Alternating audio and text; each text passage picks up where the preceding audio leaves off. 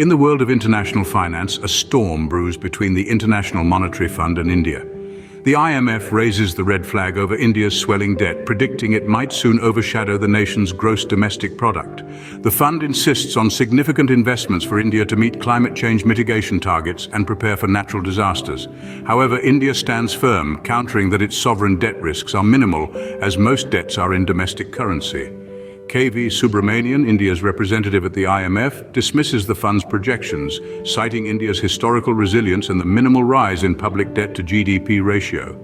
Adding fuel to the fire, the IMF reclassifies India's exchange rate regime from floating to a stabilized arrangement.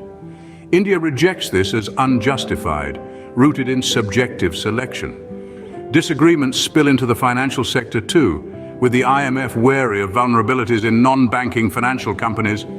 Subramanian retorts, asserting no such vulnerabilities exist, and touts the robust macro fundamentals.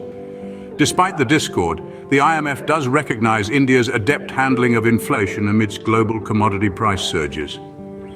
Expecting a balanced economic growth for India, the IMF projects a middle-term growth rate of 6.3%.